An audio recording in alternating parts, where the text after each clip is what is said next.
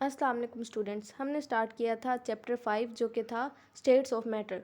आज हम देखेंगे फिजिकल स्टेट्स ऑफ मैटर और role of intermolecular forces in them.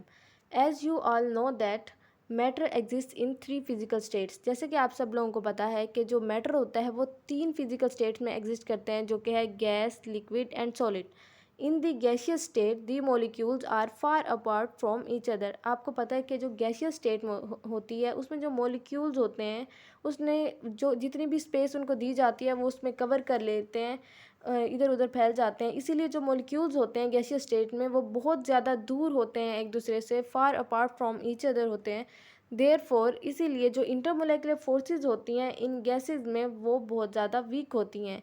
लेकिन जब हम लिक्विड और सॉलिड स्टेट्स में देखते हैं तो जो इंटरमोलेकुलर फोर्सेस होती हैं वो बहुत अहम रोल प्ले करती हैं उनकी प्रॉपर्टीज़ को डिटरमाइन करने में, क्योंकि उनके अंदर स्ट्रॉन्ग इंटरमोलेकुलर फोर्सेस होती हैं as compare to gaseous state. अब हम लिक्विड स्टेट के मॉलिक्यूल्स में को देखें तो वो एक दूसरे से काफ़ी करीब होते हैं एज़ कम्पेयर टू गैसेस। अब हम पिक में देख लेते हैं तो ये देखें, जो गैस है, गैस के मॉलिक्यूल्स में कितनी ज़्यादा स्पेस है। ये देखें, ये इससे इतना दूर है, ये इससे इतना दूर है, बहुत ज़्यादा। जबकि आप लिक्विड के मॉलिक्यूल्स देखें तो इनमें बहुत कम स्पेस है, और अगर सॉलिड के मॉलिक्यूल्स देखें तो इनकी तो बिल्कुल ना होने के बराबर ही लगती है।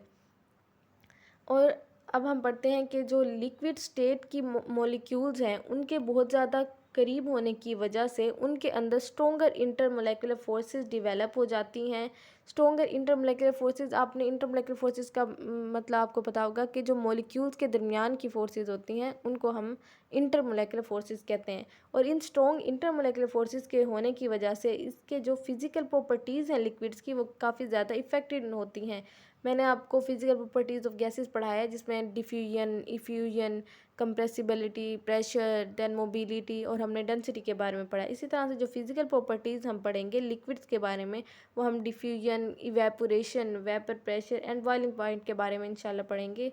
तो जो कंपाउंड्स स्ट्रॉन्गर इंटरमोलेकुलर फोर्सेस रखते हैं उनके जो बॉइलिंग पॉइंट्स होते हैं वो बहुत ज़्यादा हाई होते हैं। मतलब उनको अगर जो लिक्विड है, लिक्विड के अंदर स्ट्रॉन्गर इंटरमोलेकुलर फोर्सेस है तो जिसके अंदर जितनी स्ट्रॉन्ग इंटरमोलेकुलर फोर्सेस होगी उसके बॉइलिंग पॉइंट इतना ही हाई होगा, हमें उतना ही ज़्यादा टेम्परेचर देना पड़ेगा उसकी स्टेट को चेंज करने के लिए, उसको इवेपोरेट करने के लिए। ये हम अब आगे जाके बॉइलिंग पॉइंट में पढ़ेंगे। जब हम बॉइलिंग पॉइंट पढ़ेंगे और वेपर प्रेशर पढ़ेंगे तो ये आपको बिल्कुल क्लेरिफाई हो जाएगा।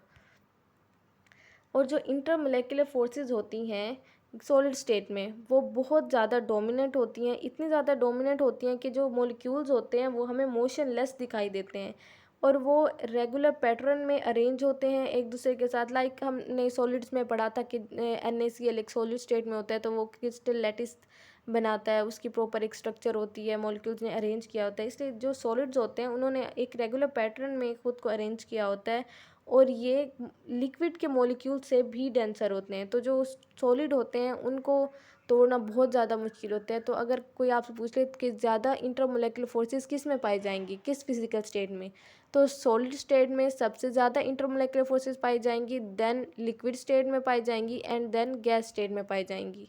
क्योंकि जो स्पेस होती है मॉलिक्यूल्स के दरमियान वो सॉलिड में बहुत कम होती है, लिक्विड्स में उससे ज़्यादा होती है, और गैसियस में जो मॉलिक्यूल्स होते हैं वो एक दूसरे से बहुत ज़्यादा दूर होते हैं। So that was all about physical states of matter and role of intermolecular forces. इंशाल्लाह नेक्स्ट हम पढ़ेंगे फिजिकल प्रॉपर्टीज़ ऑफ लिक्विड्स के बारे में। थैंक यू, अल्लाह हाफिज़, टिल देन।